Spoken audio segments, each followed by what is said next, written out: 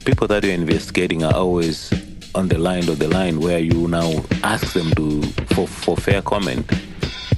But so I had a very arrogant response from the owner of the pharmaceutical, who told me in the face that my boss had already discussed the story with him, and I was wasting my time to think that I could have it published.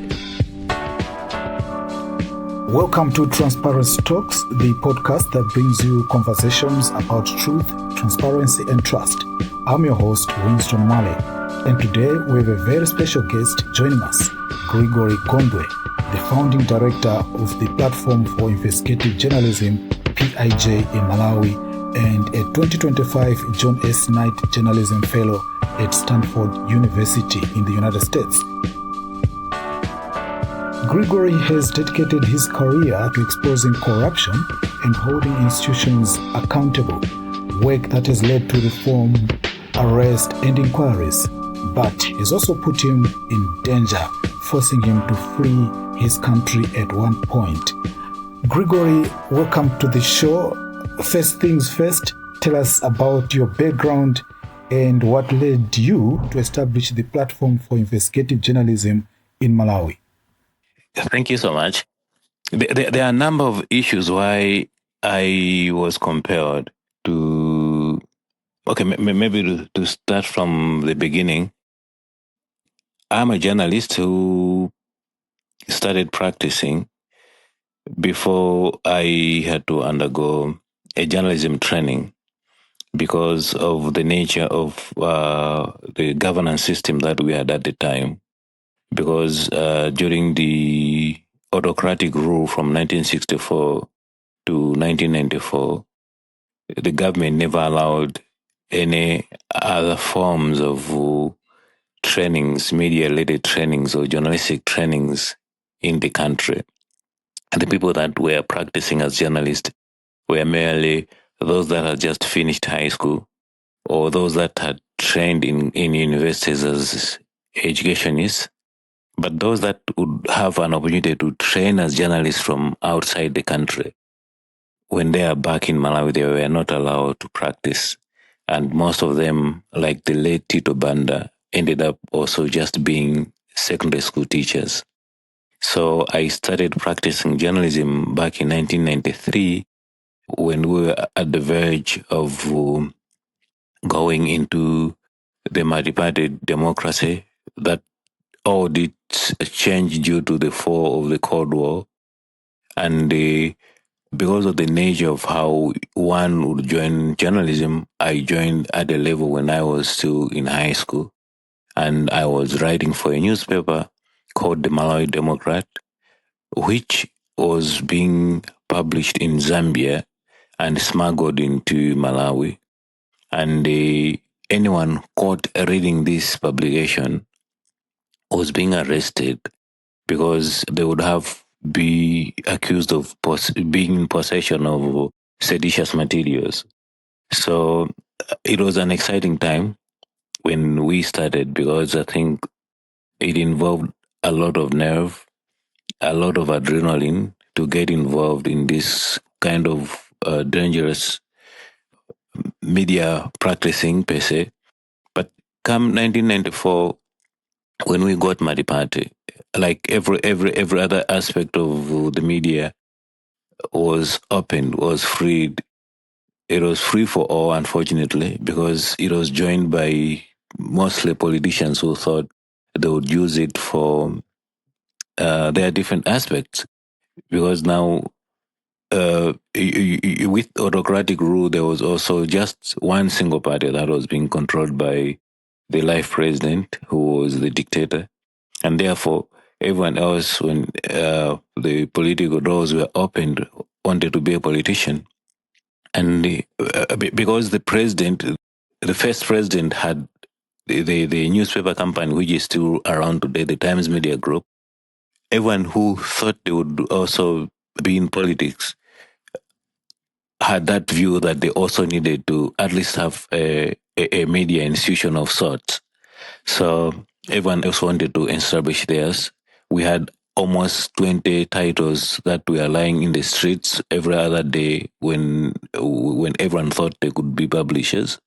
And as expected, most of them fell by the wayside, and we only had a few that remained until I think 1995 or thereabout, or 2005 thereabout. That's the first newspaper that started. Then the Chronicle folded, leaving the Nation Publications as the only surviving publication that started then.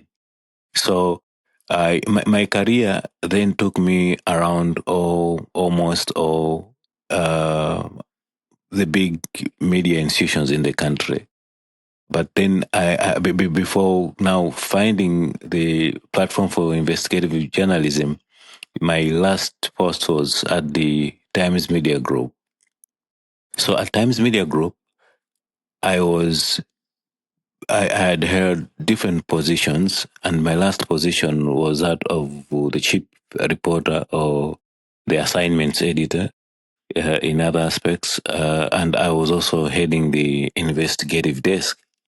So during that time, I realized that we had a very hugely compromised gatekeeping system where you'd find that you would spend days investigating something, but the time that you would want it published, you'd find that the gatekeepers would start giving out all sorts of excuses so that whatever work you had spent time on investigating could not see the light of day for one reason or the other. The one that quickly comes to my mind is a story that we were investigating. In Malawi, we have what is known as the Malawi Pharmacy and Poisonous Board. I think it used to be called that. Now it's a regulatory authority. I think it's Pharmacy and Medicine Regulatory Authority. I'm not sure about the actual name, which allows pharmaceuticals, or they give due diligence to pharmaceuticals for them to produce specific drugs for our health facilities. So we had some pharmaceuticals owned by Malawian of Asian origin that were cutting corners where they would just skip the due processes and ensure that their drugs are found in hospitals. And one such incident happened in Zimba District Hospital as well as the Chitipa District Hospital, where those drugs had killed two patients. So we investigated that. Unfortunately, the final gatekeeper at the establishment where I was working at decided to use the very documents that we had secured to do the investigation and went with them to the pharmaceuticals. And when the pharmaceuticals saw those documents, they agreed the price, and obviously the story would not have seen the light of day.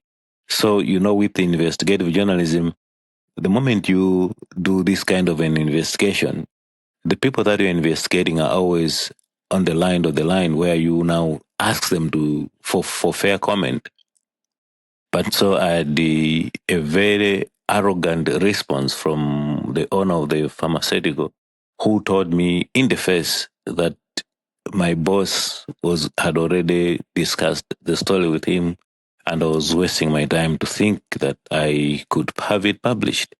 So when I confronted my boss, one thing led to the other, and there was a fallout. And that, to an extent, gave me an idea of how defeated the whole investigative journalism aspect was. Because when I tried to knock the doors of other publications to see if they could pick the story that had failed to have to be published in my own, I also sensed a similar pattern where they were not willing to also get involved. So instead of being defeated, I started thinking about how best we could come around this or circumvent this hurdle to ensure that at least we still have investigative journalism in Malawi. around the same time, we had the Amabungani Center for Investigative Journalism in South Africa, which was now the talk of the town somehow because they had just exposed the state capture in South Africa. So I contacted the center in South Africa, and they offered me a 3 months fellowship to understudy how they do their non-profit investigative journalism and what it basically meant. So when I spent my 3 months in Johannesburg at the Amabungani Center for Investigative Journalism, upon my return, that's when I decided to establish the platform for investigative journalism. Maybe in short, that's how I can explain where I'm coming from. Wow, what a rich background, Gregory. So I've noted that your investigative work has had real impact, leading to inquiries, arrests, and reforms. But it's also, I think it has also brought about significant danger. Uh, can you tell us about some incident that forced you to flee Malawi and how that experience shaped your perspective on journalist safety? Okay, so something that is related to the South African state capture, we also have it here. We have a gentleman called Zunith Sata, Malawian born, but now British citizen. So for whatever reason, he decided to establish several companies. And these several companies were not only established in Malawi, but they were in different jurisdictions, like in Dubai, in the UK. I think I'll have to remember some of the countries that these companies had been established. So what has been happening is that whenever there was need, say if the Malawi Defense Force wanted something to be, they wanted helicopters, for example, and they asked for tenders, you'd find that several companies would compete. Say 10 companies would compete for that tender, only to find out that all those companies would be by him.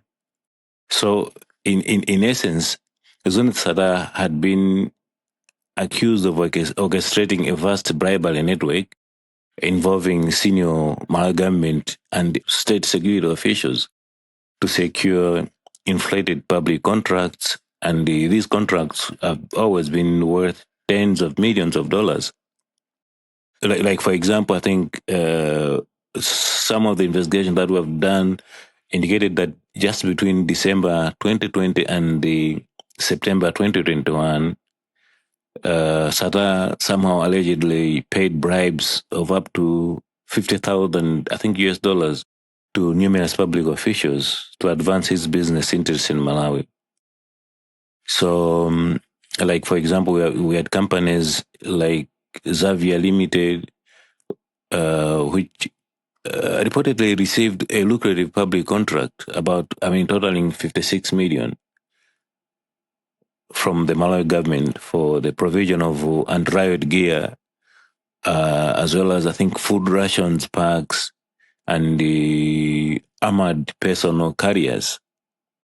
So one other challenge besides the compromised gatekeeping system of our media has been that most of the corporates as well as the politicians had decided that unlike the autocratic regime which was threatening journalists that would want to expose corruption within the system with death, there was somehow a change in the approach by the multi-party regimes. Because I remember that we had lost several journalists during the autocratic regime. The one that quickly comes to mind, the one that we mentioned, is Mkwapadira Muhango, who was petrol-bombed in Lusaka in Zambia because he was trying to be investigating and reporting from outside the borders. But because of the regime system, they had intelligence officials that were also able to sneak out of our borders and still operate within or outside our borders and cause harm to still journalists that who were doing it. But with the Matipate, uh, the first Matipate president, Bakiri Muruz, who was also part of the autocratic regime, decided to change the approach in the way you would be managing journalists. Instead of threatening them, he started dangling carrots in form of I know just some journalists that had we continuously always say that journalism is a noble cause, and therefore you find that journalists have retired, but they don't have a retirement home, for example. So Muluzi realized these anomalies within the lives of journalists. So he started offering those. Like you would offer, I'll buy you a house, and you'll be looking away whenever there are issues involving our government. So you'd find that journalists would fall for that. So they would start taking bribes. So you discover that there was now a new pattern where journalists would be put on a payroll by politicians or corporates so that they ignore anything that would be in bad taste in terms of governance, in terms of the business transactions of the corporate that is involved. So we had those situations, which also included people like Zuneth Sata, who also had a team of journalists that were under his armpit somehow, where they could not even write anything related to Zuneth Sata and his transactions with some corrupt government officials. So when PIJ came, we told ourselves that if we are going to be like the bunch, like this is how we want to perform or how we want to act as practitioners, then I think it's not going to work. So when we started writing about stories that link Zunet Sada and and these government contracts, I think I remember the first story that we broke was to do with for rations in prisons, where much as the contract had been signed, there was nothing on the ground. There was the challenge that we also had was that Zunet Sada would have a contract of 56 million, but he would, out of the 56 million, he would bribe government officials with 5 million. I mean $5,000. So whenever he fails to deliver, the one that has received $5,000 won't even ask him. So he kept coming and destroying the very fabric of the public procurement process. So when we started uncovering this, we started getting offers as well, private offers. We'd been offered huge sums of money to also ignore what was happening in the same manner that our colleagues had been doing it. But when we refused and still went ahead and started publishing these stories, we courted another danger. And when we first wrote stories about Zinetsata, government and our anti-corruption bureau reacted by writing all government ministries, agencies, and departments that they should now stop transacting with Zinetsata. But the first incident that would otherwise show that this was just to save the face was when we exposed the Attorney General, where in public he was telling all and sundry that they have stopped dealing with Zenith Sata, but behind the scenes he had written a letter to the Malawi police, who also had a contract with Zenith Sata to pay him 1 billion kwacha. And when we exposed that, the Attorney General was not happy. So he called me. When he did, he explained to me that I needed to tell him who my sources were. Incidentally, the Attorney General happens to be someone that I had interacted with from the past. Because when he was at the central bank, he used to be my source. So I told him, or I reminded him, that you and I have been working as you've been my source. Imagine if I had to expose you that around that time, what would have been the situation like? So the same would be impossible for me to tell you who my sources are. So he promised me that they are going to use other means to find out who our source at the PIJ were. And true to his words, we found that the Malawi Police Service, one day, they just descended upon our offices in Blantyre and showed me some court warrants to confiscate and have me arrested for a crime that was picked from our newly the Electronic Transaction and Cybersecurity Act law. So my crime was that of spamming based on the story that I had written. So I was taken to the police, and everything that they found in the office when they descended on us, like the smartphones, the laptops, desktop computers were confiscated and taken to the police. So while there, they were still demanding that they were going to release me only if I was going to tell them who my sources were. When I declined, they cling to the gadgets and they said they are going to use their IT experts to extract information from the gadgets to see who I've been communicating with so that they could establish who our sources were.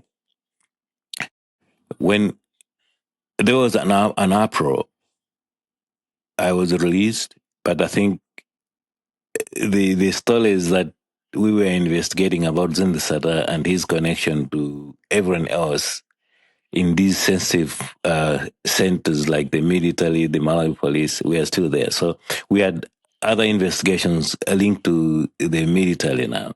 One to do with the purchase of helicopters, the other one to do with the armored personnel carriers. And when I did this investigation, now I got trouble with the Malawi Defense Force. And that's the time that they started hunting me as well. Fortunately, the stories from the Malawi Defense Force, our sources were within the establishment. So all the development that were happening, they were also monitoring. So they were constantly warning me about the stages of how things were. So the first time I got the first warning, I was also advised that I should not be at our office or at home. So I had gone into hiding. But while still I was in hiding within Malawi, they were still following me, and they even released some pictures and they sent them across just to threaten me that they were able to follow wherever I was hiding. So that's when I had to call for an SOS from our partners abroad who facilitated that I leave the country.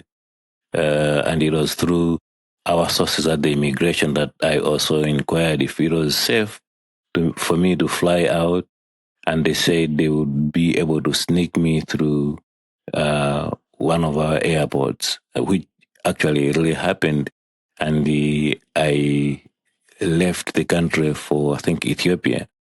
But while I was still there, I kept getting threatening texts from the Malawi Defense Force commander who still wanted to show that they were in control and they knew where I was. So with that, I kept changing countries where I'd gone to several countries just to make sure that I was not being followed. Because every other time I go to a new country, after a few days, I would still get some texts telling me where I was. from the commander himself.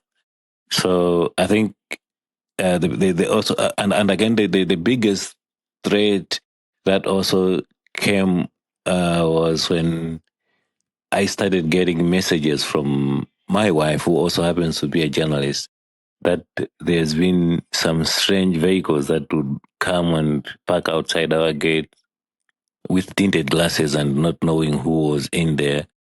So it was like for me, I think this was the most this was the most painful one, because it was like I was outside the country.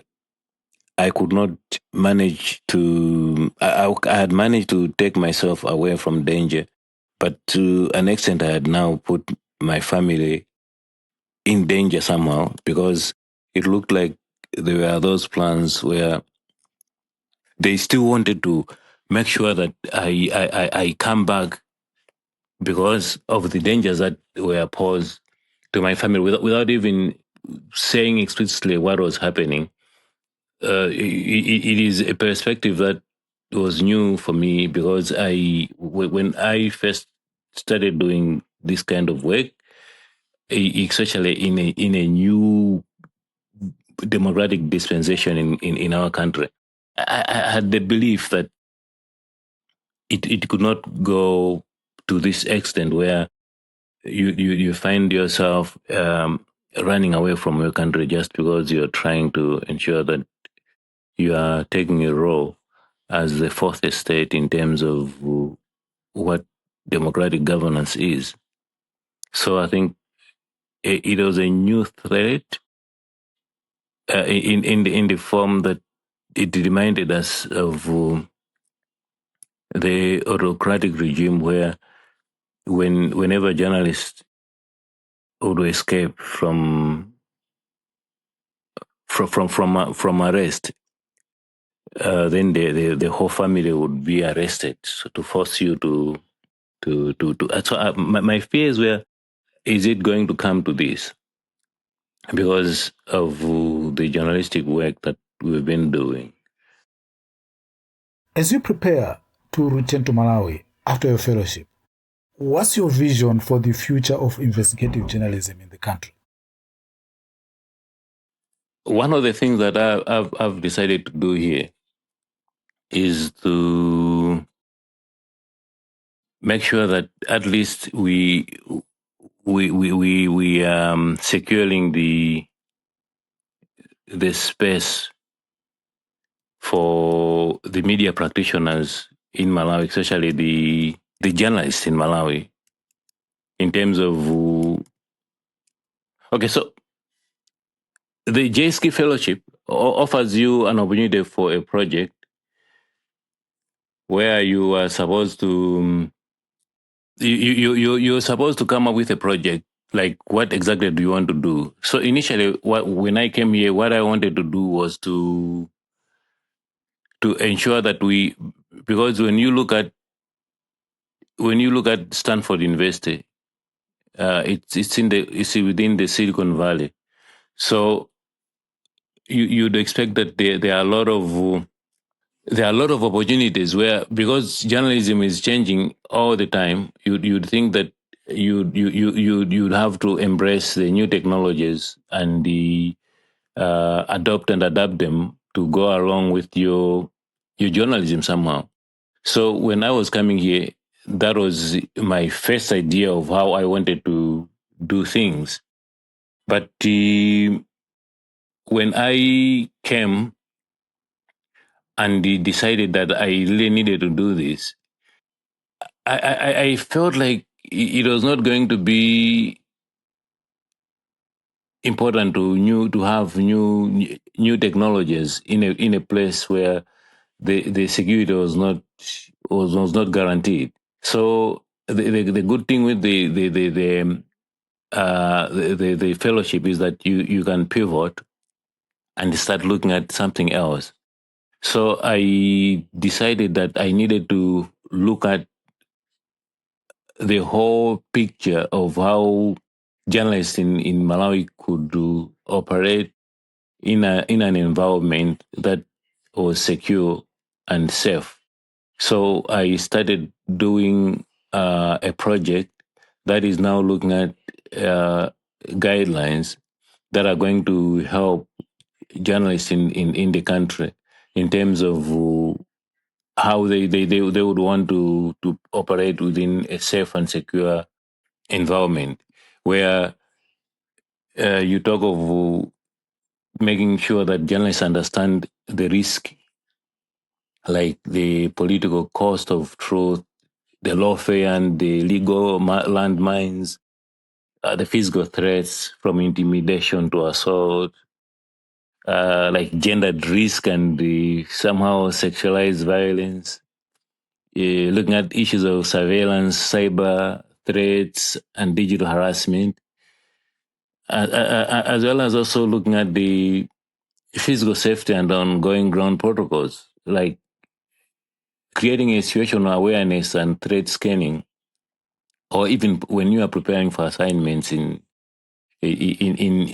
stories that are of high risk, as well as also looking at issues of safe interviewing and crowd reporting, and as well as the mental health and peer support because of what I faced. Biggest of all, I've realized that the biggest security is integrating solutions journalism in investigative journalism because it's the first line of defense.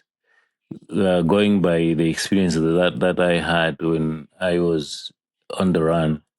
So when I'm back, I'm with the view that I think okay. So everything that I'm talking about, I'm developing a booklet for safety and security guidelines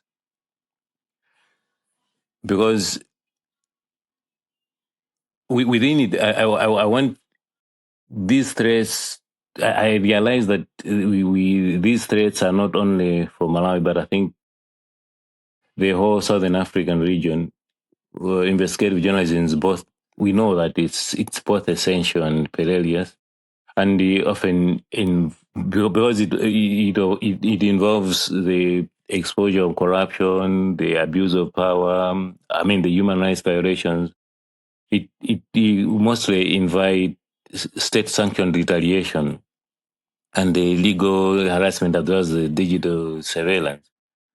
Yeah. So, lastly, Gregory, for the sake of our listener out there, where would one find your work on social media or maybe website? Where exactly would one go if they wanted to learn more about PIJ, for example? We are present on Facebook as well as we have a website where we publish most of our stories. We are also trying to develop some podcasts.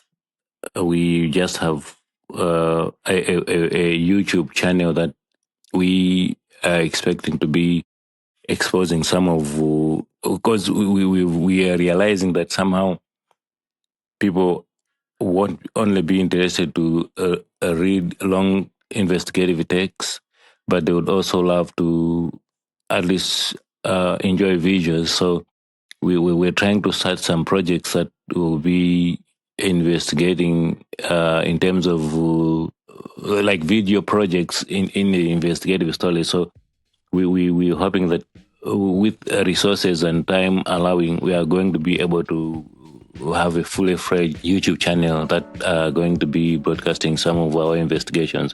But at the moment, we publish our stories on our website. If anyone Googles PIJ Malawi or Platform for Investigative Journalism Malawi, they would obviously it will obviously lead them to our website. All right. Thanks so much. And that's a wrap up for this episode of Transparency Talks. And we are so grateful to you, Gregory, for joining us today and sharing your powerful story of courage, resilience, and your vision for creating safer spaces for investigative journalism in Malawi. Thanks so much for joining us today, Gregory. You're welcome. And thanks so much for accommodating me for this very important podcast program. Well, thanks so much.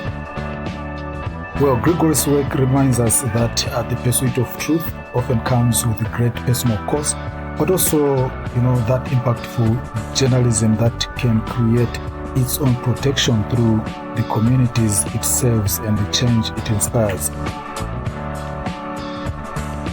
If you enjoyed this episode, please consider leaving us a rating or review on your favorite podcast platform. And be sure to join us again next time for more conversations about truth, transparency, and trust. This has been your host, Winston Mwale, and bye for now.